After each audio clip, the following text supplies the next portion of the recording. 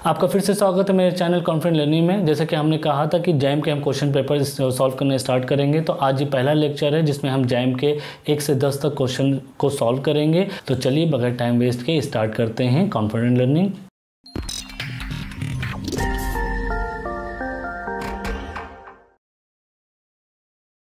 जैसा कि आप स्क्रीन पे देख रहे हैं कि ये आपका जो पेपर है उसका पहला पेज है जिसमें आपको इंस्ट्रक्शन दिए रहते हैं कि ये पेपर के बारे में क्या है। पहला तो आपका ये आपका जैम का पेपर है जो कि जैम 2020 का है, यहाँ पे आप देख सकते हैं। फिर उसके बाद आप देखिए ये जूलॉजी है आपका, जीजी लिखा हुआ है। उसके बाद इसमें 3 आर का क्वेश्चन पेपर है और आपको 60 क्वेश्चंस दिए गए हैं जिसमें आपके 3 सेक्शन है, section A, B and C. Section A जैसे कि मैंने अगर मेरा पुराना वीडियो आपने देखा है तो उसमें मैंने डिटेल में बताया था कि सेक्शन ए, बी और सी में किस तरह के क्वेश्चन आएंगे, उसके नेगेटिव मार्किंग क्या होगी, वो सब डिटेल में दिया हुआ है उसमें। तो आप इस वीडियो को जाकर ज़रूर देखिए और फिर इस वीडियो को कंटिन्यू करिए। चलिए तो फिर स्टार्ट करते हैं बगैर टाइम वेस्ट किए। पहला question is the Mesozoic era approximately ranges from what is the age of this mesozoic era from where to where in million years। तो इसका सही आंसर आप देख सकते हैं कि सही आंसर क्या है, मैं आपको दिखा देता हूँ स्क्रीन पे। सही आंसर है 250 to 65। अब इसको याद करने का तरीका क्या है वो भी देख लेते हैं। मैंने आपके लिए कुछ कोड्स बनाए हैं जिससे आपको ये जो जियोलॉजिकल टाइम स्केल है, जैसे कि आपका स्टार्ट होती है प्री कैम्ब्रियन, फिर उसके बाद आपका कैम्ब्रियन, फिर उसके बाद ऑर्डोविशियन, सिल्यूरियन, डिवोनियन, वो करते करते आपकी जाती होलोसीन या रिसेंट तक। तो उसका मैंने कोड बनाया है। चलिए मैं आपको इस कोड को और डिटेल में समझाता हूँ। तो ये कोड कैसा है कि pregnant camels often sit down carefully, perhaps their joints creak, permanent early oiling might prevent painful rheumatism. इसको कैसे करेंगे, जहाँ पे प्रेग्नेंट से जो पी लिया गया है, ये प्रीकैम्बियन का पार्ट है। उसका कैमल का कैम लिया गया है, कैम्ब्रियन हो गया। ओ यहाँ पे ऑर्डोविशियन हो गया। एस यहाँ पे सिल्यूरियन के लिए लिया गया है। फिर डाउन का यहाँ पे डिवोनियन है। फिर केयरफुल से आपका कार्बोनिफारस हो गया है। परहैप्स से आपका पर्मियन हो गया है। देयर जॉइंट्स क्रीक से आपका हो गया ट्राइसिक, जुरासिक एंड क्रिटेशियस। उसके बाद हम मूव करते हैं पैलियोसिन, इयोसिन, ओलिगोसिन, जो कि permanent early oiling might prevent painful rheumatism, मतलब प्लियोसिन, प्लेस्टोसिन एंड रिसेंट या होलोसिन, यहाँ से आपका ये आता है। तो कितना आसान है इस कोड से याद करना। मगर आपको क्वेश्चन तो पूछा गया था टाइम के बारे में, तो टाइम का मैं पूरा डिटेल में बना रहा हूँ कि प्री कैम्ब्रियन का आपका जो टाइम है 2500 मिलियन ईयर, तो मैं उसके लिए स्पेशल लेक्चर आपको बनेगा 10 से 15 मिनट का, जिसमें हम डिटेल में बताएंगे कि उस चीज़ को आप कैसे याद करेंगे टाइम पीरियड के लिए। तो इसीलिए मैं कहता हूँ इस चैनल से जुड़े रहिए, आपको इससे बहुत अच्छी इंटरेस्टिंग चीज़ें मिलने वाली इन फ्यूचर। चलिए अब हम दूसरे क्वेश्चंस की तरफ मूव करते हैं। और यहाँ पे आप देख लिए कि जो मैं टाइम पीरियड के लिए आपको कोड बना के दूंगा वो इंटरनेशनल क्रोनोस्टेटोग्राफी चार्ट के हिसाब से होगा, क्योंकि ये लेटेस्ट चार्ट है। क्योंकि टाइम क्या है, जब मैंने अपना MSc किया था तो उसमें जो जियोलॉजिकल टाइम स्केल थी वो थोड़ी वो बहुत ही चेंज हो गई, अपडेट हो गई। आपको पता है अपडेट क्यों होती है, क्योंकि जैसे जैसे हमारे पास डेटा आते जाते हैं हम ये जो आपका टाइम पीरियड है ये अपडेट होता जाता है। तो हम जो टाइम पीरियड का आपको निमोनिक बनाएंगे वो इस टेबल से बनाएंगे, जो कि इंटरनेशनल क्रोनोस्टेटोग्राफी चार्ट के हिसाब से है, जो कि इनके साइट पे मौजूद है। अब दूसरा क्वेश्चन है अ ट्रेंच इज फाउंड एट। अब बड़ा आसान सा क्वेश्चन है। अ ट्रेंच, ट्रेंच से क्या मतलब है, अगर इसको आप पूरा तरीके से पढ़े तो ट्रेंच में बेसिकली ओशियानिक ट्रेंच की यहाँ बात की जाती है। इसको आप ओशियानिक ट्रेंच लिख सकते हैं। तो आपको याद होगा कि ओशियानिक ट्रेंच कहाँ बनेगी। ओशियानिक ट्रेंच आपकी बनेगी कन्वर्जेंट बाउंड्री पे, ये प्लेट बाउंड्री पे। ये एग्जाम्पल से आप देख सकते हैं, मैंने एक्सप्लेनेशन दिया है। एक्सप्लेनेशन देख रहे हैं, यहाँ पे आपका ट्रेंच है और ट्रेंच कहाँ बन रही है, जो सबडक्शन हो, जहाँ पे कोलिजन हो रहा है, जहाँ पे कन्वर्जन हो रहा है, इसीलिए इसका आंसर कन्वर्जेंट प्लेट बाउंड्री है। और अगर आपको याद करने का तरीका मतलब थोड़ा सा याद करना है तो ट्रेंच अगर नहीं याद आ रहा तो मरियाना ट्रेंच याद कर लिए। मरियाना ट्रेंच कहाँ पे बनता है, अगर उसको देखेंगे तो आपको याद आ जाएगी वो सबडक्शन जोन, वो जो आपका कन्वर्जेंट प्लेट बाउंड्री है वहाँ पे बन रहा है। और मरियाना ट्रेंच के बारे में आपको पता है ये सबसे डीपेस्ट पार्ट है अर्थ पे, जहाँ पे आप मतलब अगर आप ओशन में जाएंगे तो सबसे डीपेस्ट पार्ट है। अगर इसको और डिटेल में समझना हो तो आप कोर मूवी भी देख सकते हो, उसमें काफ़ी अच्छे से इसके कॉन्सेप्ट को बताया गया है। अब तीसरा क्वेश्चन है हमारा, the strike in degree notation of a bed is 30 degree. 30 degree ये क्या है, ये आपका डिप अमाउंट है कि कितने अमाउंट से, डिप अमाउंट का मतलब कोई भी जो बेड होती है वो 0 से 90 डिग्री इंक्लाइन हो सकती है। मतलब ये हॉरिजेंटल से अगर बात करें तो कितना डिप कर रही है, अगर हॉरिजेंटल है तो 0 है, तो एंगल हॉरिजेंटल से कितना बना रही है, यही आपका डिप अमाउंट होता है। उसके बाद ये जो डायरेक्शन होती है ये आपका 0 से लिया जाता है, ये नॉर्थ होता है, नॉर्थ से 360, नॉर्थ से 90 हो गया, ये आपका 180 हो गया, ये 270 हो गया। तो किस क्वाड्रेंट में आपका आर है ये उसकी बात होती है। तो अगर हम 945 नॉर्थ 45 डब्ल्यू की बात करें तो 45 यहाँ पे अमाउंट है कि वो नॉर्थ से 45 डिग्री है। तो अगर ये नॉर्थ की बात करें तो ये 45 डिग्री टूवर्ड्स वेस्ट है, यहाँ पे आप देख रहे हैं ये वेस्ट है। तो चलिए हम इसका थोड़ा सा एक्सप्लेनेशन आपके लिए पढ़ देते हैं कि पहली बात तो जो हम डेटा लेते हैं फील्ड में वो स्ट्राइक, डिप और डिप डायरेक्शन के हिसाब से लिया जाता है। अगर आपने डिप और डिप डायरेक्शन भी लिया है तो इससे स्ट्राइक निकाल सकते हैं। कैसे निकाल सकते हैं? जो स्ट्राइक होती है वो डिप डायरेक्शन के परपेंडिकुलर होती है।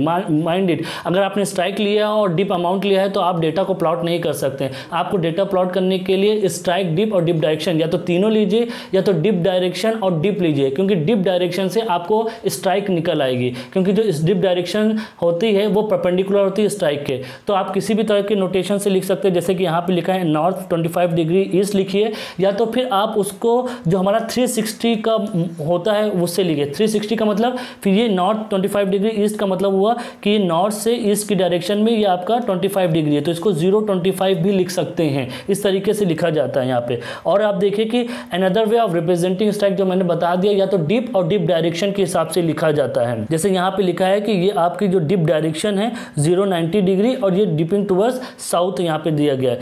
चलिए अब हम जो आंसर की बात करें तो मैं आंसर थोड़ा सा आपको क्लियर कर देता हूँ कि 045 ये क्यों आया है। जैसे मैंने आपको बताया नॉर्थ ये 0 हो गया, ये आपका 90 डिग्री हो गया, ये 180 हो गया और ये 270 हो गया। अभी कह रहे हैं कि नॉर्थ से वेस्ट तरफ, नॉर्थ वेस्ट है तो ये इस डायरेक्शन में 45 डिग्री है, ये 45 डिग्री आपका है, तो ये हो गया नॉर्थ 45 डिग्री वेस्ट हो गया। अब आपको मैंने बताया कि जो डिप डायरेक्शन होता है उसके परपेंडिकुलर में स्ट्राइक होता है, तो अगर इसके परपेंडिकुलर हम ड्रॉ करेंगे तो ये कुछ इस तरीके से ड्रॉ होगी, ये लाइक होगी। स्ट्राइक डायरेक्शन जो होती है वो नॉर्थ साउथ मतलब वो दोनों डायरेक्शन में होती है, कोई एक वैल्यू नहीं होती उसकी। तो अब हम इसकी बात करें तो ये इसकी वैल्यू क्या होगी, क्योंकि इसके परपेंडिकुलर है तो ये भी परपेंडिकुलर होगा, ये परपेंडिकुलर है इसका मतलब ये 45 होगा और ये भी 45 होगा। अब यहाँ से देख 270 है, 270 से अगर 45 माइनस करेंगे तो ये 225 आएगा और ये 45 आएगा। तो इसीलिए यहाँ पे जो आपको वैल्यूज दी गई है यहाँ पे 045 255 दिया है, क्योंकि स्ट्राइक डायरेक्शन जो होगी वो परपेंडिकुलर होगी डिप डायरेक्शन के, तो वो मतलब आपके दोनों डायरेक्शन दोनों कोऑर्डिनेट्स में मूव करेगा, इसीलिए 045 to 225 लिखा गया है यहाँ पे। चलिए अब हम मूव करते हैं अपने चौथे क्वेश्चन की तरफ। चौथा क्वेश्चन क्या है, रैंडम ओरिएंटेड और bearing veinlets in a mass of rock are known as. ये बहुत सिंपल सा क्वेश्चन है, डायरेक्टली इसका आंसर आप देख सकते हैं। ये अगर आप सर्च भी करते हैं या कोई भी बुक्स पढ़ते हैं इसमें डायरेक्टली लिखा गया है कि जो रैंडम ओरिएंटेड और बियरिंग होती है, यहाँ पे रैंडम ओरिएंटेशन की बात हो रही है, तो अगर रैंडम ओरिएंटेशन की बात करते हैं तो ये स्टॉक वर्क्स होता है। देखिए यहाँ पे लिखा भी है, stock works is a complex system of structurally control और रैंडमली ओरिएंटेड वेन्स होती हैं, इसीलिए डायरेक्टली यहाँ पे स्टॉक वर्क्स आप लिख सकते हैं। शीट फेंट आप जानते हैं क्या होता है, लोड भी आप जानते हैं, इनक्लाइन वेन्स भी जानते हैं, तो इसमें ये तीनों कहीं नहीं फिट हो रहा था, इसलिए स्टॉक वर्क्स आपका आंसर होगा। Stocks are commonly in many ore deposit types and in greisens they are also referred as to stringent zone. अब यहाँ पे ग्रीनेसिस क्या होता है मैं ये भी बता दूं, क्योंकि कभी कभार क्या होता है, अब हो सकता है नेक्स्ट टाइम आपको ग्रीसेंस के ही बारे में पूछ लिया जाए, तो ग्रीसेंस होता है is a highly Altered granite rock और पेग्माटाइट। ये जो हाईली अल्टर्ड ग्रेनाइट रॉक या पेग्माटाइट होता है उसको ग्रेसेंस भी बोलते हैं। हम मूव करते हैं अपने पांचवें क्वेश्चन की तरफ। This is the diagnostic amphibole in blue sheet faces Meta basalt is. अब यहाँ पे डायग्नोस्टिक एम्फीबोल का क्या मतलब है कि जो एम्फीबोल होता है ब्लू शीट फेसिस में, वो अगर हम मेटा बेसाल्ट मतलब बेसाल्ट जो है अगर उसका हम मेटामॉर्फिज्म कर रहे हैं ब्लू शीट फेसिस में, जो आपकी रॉक है वो मेटा बेसाल्ट है और जो आपकी फेसिस है वो ब्लू शिस्ट है, और ये आपको मिनरल के बारे में किसके बारे में पता है, एम्फीबोल के बारे में करना है, तो उस पूरे में कौन सा होगा, वो ग्लूकोफेन होगा। कहाँ से आया ये भी मैं आपको बता दूं, इससे ज़्यादा इंपॉर्टेंट है जो थ्योरी यहाँ पे लिखी है उससे ज़्यादा इंपॉर्टेंट है ये चार्ट। अगर ये चार्ट आपको याद है तो आप आराम से निकाल सकते हैं कि हमको यहाँ पे ब्लू ग्लूकोसिस फेसिस की बात करना है, हमारा रॉक बेसाल्टिक रॉक है, तो इसमें जो हमारा एम्फीबोल आता है वो ग्लूकोफिन से आता है, तो ये आंसर होगा। अब मैं आपको रिफर करता हूँ कि ये आप टेबल अपने पास रखिए, इस टेबल का अगर आप याद कर लेते तो जैम के 2 क्वेश्चन आपके हो जाएंगे। बहुत ईजी टेबल है। ये फेसिस के बारे में दिया गया, उस फेसिस में आपको रॉक टाइप दिया गया, शेल, सैंडस्टोन, लाइमस्टोन, और ये इसको आप पैलेटिक रॉक और क्या कहते हैं वो दूसरी और रॉक भी कहते हैं, तो उस तरीके से भी क्वेश्चन पूछा जाता है। तो आप इसको अगर याद कर लेते हैं या 2-3 बार अगर अपनी टेबल पे इसको स्टिक कर देते हैं तो आप देखते ही आपको ये याद हो जाएगा और आपको 2 क्वेश्चन आराम से मिल जाएंगे। अब हम मूव करते हैं अगले हमारे छठे क्वेश्चन के लिए। Atoll is a geomorphical feature form by, atoll basically क्या होता है, ये आपका ओशन में बनता है वॉल्केनिक कोलिजन की वजह से, और ये कैरेक्टरिस्टिक फीचर है कोरल रीफ का, इसीलिए इसका आंसर डी है। यहाँ पे देख सकते हैं कोरल रीफ एक्यूमुलेशन, यहाँ पे थोड़ा थ्योरी लिखी गई है, an atoll sometime known as a coral. अब अगर मान लीजिए यहाँ पे एटॉल की जगह पे कोरल एटॉल लिखा होता तो आपको आसान हो जाता है यहाँ पे आंसर देना, इसीलिए कुछ ट्रिप्लिक वर्ड हटा देते हैं ताकि आपको दिक्कत हो। तो coral atoll is a ring shape, देखिए यहाँ पे कैसा है, अब ring shape coral reef included in a coral rim that encircle a lagoon partially or completely. How it is form, the typical atoll was originally an oceanic volcano. जो oceanic volcano होता है मैं आपको दिखाता हूँ, ये ओशियानिक वॉल्केनो होता है, पहले ये कोलैप्स होता है, फिर उसके बाद इरोड होता है, इरोड होने के बाद ये लगून्स रह जाता है और इसका फीचर जो रहता है इस तरह का हो जाता है, तो इसी फीचर को हम एटॉल बोलते हैं। तो atoll is a characteristic feature of, आपको पता ही चल गया, कोरल रीफ। हमारा 7वां क्वेश्चन है, approximate 71% of the planetary mass in the solar system is concentrated इन। आपको मैं बता दूं कि जो हमारे 9 प्लैनेट है उसमें सबसे ज़्यादा मास जुपिटर का होता है और सारा का सारा मास जुपिटर ने अपने अंदर बसा लिया है। तो इस तरह के क्वेश्चन में आंसर हमेशा आपका, अगर मास की बात करें या साइज़ की बात करें तो जुपिटर बाजी मारता है, तो Jupiter is your right answer. और यहाँ पर आप देख लीजिए कि जुपिटर को जुवेलियन मास भी कहते हैं, इसको एक मतलब मेजरमेंट के तौर पर लिया जाता है कि अगर हमें मास कंपेयर करना है प्लैनेट में तो जोवेलियन मास जो कि जुपिटर का मास है उससे लिया जाता है। तो Jupiter is by far the most massive planet, यहाँ पे देख लिया, most massive planet in the solar system and it is approximately 2.5 times as massive as all of the other planets in the solar system. मतलब सारे planets का आप wait ले लिए तो उनसे भी ज़्यादा मास आपका जुपिटर का होगा, तो यहाँ पे हमारा राइट आंसर जुपिटर है। अब हम बात करते हैं which of the following oil field is not located in the western part. Western part आपको पता है कि अगर आपको इंडिया का मैप याद हो तो ईस्टर्न पार्ट और वेस्टर्न पार्ट, वेस्टर्न पार्ट में बेसिकली आपका गुजरात, जहाँ पे ज़्यादा ऑयल फील्ड है, गुजरात, राजस्थान, मुंबई, ये 3-4 जगह जहाँ पे आपको ऑयल्स मिलते हैं। बेसिकली गुजरात और मुंबई में ज़्यादातर मिलता है। तो अगर आप देखें जैसे कि नाम सजेस्ट कर रहा है बॉम्बे हाई, बॉम्बे हाई कहाँ होगा, बॉम्बे में होगा, तो ये वेस्टर्न घाट में होगा। अंकलेश्वर कहाँ है और गंधार कहाँ है, आपको गंधार याद हो तो गंधार, अब यहाँ पे मैं आपको बता देता हूँ, आंसर इसका मोरन है, मैंने धीरे धीरे लिखा है आपको।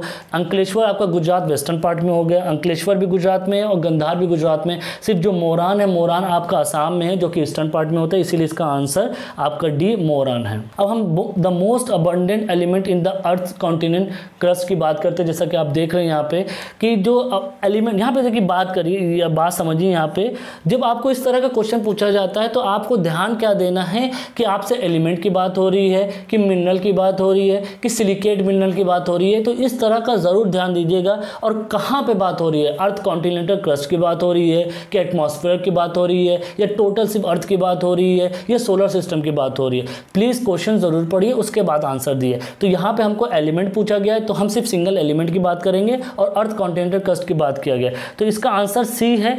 ठीक है, तो सी मतलब ऑक्सीजन है। वो कैसे है मैं आपको याद करने का तरीका बता दूं कि आपको जनरली पता है कि बहुत से एलिमेंट है अर्थ क्रस्ट में जो कि मौजूद है, बट अगर हम मेजरली बात करें तो ये 8 एलिमेंट मौजूद है, जिसमें oxygen, silicon, aluminium, ferrous, calcium, sodium, potassium और मैग्नीशियम है। तो इसको याद करने का मैंने आपको तरीका यहाँ पे लिखा है कि अगर आपको याद करना है सिक्वेंशियली तो कैसे याद करते हैं। Only strong athletes in college study past midnight, ये इसका कोड है। कैसे, O for oxygen, S strong यहाँ पे एस सिलिकॉन के लिए, ए एथलीट्स के लिए, इन आपका यहाँ पे आई जो है ये फेरस का आयरन से लिया गया है, तो यहाँ आयरन से लिया गया तो इसलिए यहाँ पे आई है। ये कैल्शियम का कॉलेज ले लिया गया, यहाँ स्टडी जो एस लिया गया है ये सोडियम से लिया गया, ये याद करने का तरीका है। ये पोटेशियम का यहाँ पे नाम जो है पोटेशियम, ये उससे लिया गया है, आप समझिए। फिर मैग्नीशियम का तो मिडनाइट यहाँ पे लिखा गया। तो अगर आपने ये याद कर लिया कि only strong athletes in college study pass midnight, तो ये आपको 8 एलिमेंट्स जो अर्थ क्रस्ट में मौजूद है, जो अबंडेंस है उनका सीक्वेंस है। तो ये दूसरा तरीका मैंने आपको याद करने का बता दिया है। अभी इसमें जैसे कि मैंने बताया आपका दूसरा भी लिखा हुआ, अगर वो याद करना चाहते हैं एज पर आपका जो मिनट्स है वो है, जैसे only strong athletes founts college name keep midnight. मतलब ये आपके ऊपर है, आप अपना खुद का कोड बना सकते हैं। अगर आप अपना खुद का कोड बनाते हैं तो मुझसे ज़रूर शेयर कीजिए, अगर मुझे अच्छा लगेगा तो मैं अपने वीडियो में उसको ज़रूर दिखाऊंगा, आपका नाम भी दूंगा और आपको क्रेडिट भी दूंगा। जैसे कि मैंने बोला कि आपको अगर अभी यहाँ पे ये ऑक्साइड्स की बात करें, अब ये जो एलिमेंट्स थे आपके, जो कि हमने यार अभी जो 8 एलिमेंट है ऑक्सीजन सिलिकॉन, ये सब जब ऑक्साइड बनाते हैं तो अब जो ऑक्साइड के अबंडेंस की बात करें तो उसका जो इंक्रीजिंग ऑर्डर है, हम यहाँ पे सिर्फ 7 लेते हैं, सिर्फ हमने यहाँ पोटेशियम तक लिया हुआ है। ये 7 एलिमेंट्स का अगर हमने कोड बनाया है तो ये कोड हमारा बन के आता है silly athletes call Maggie nasty few known.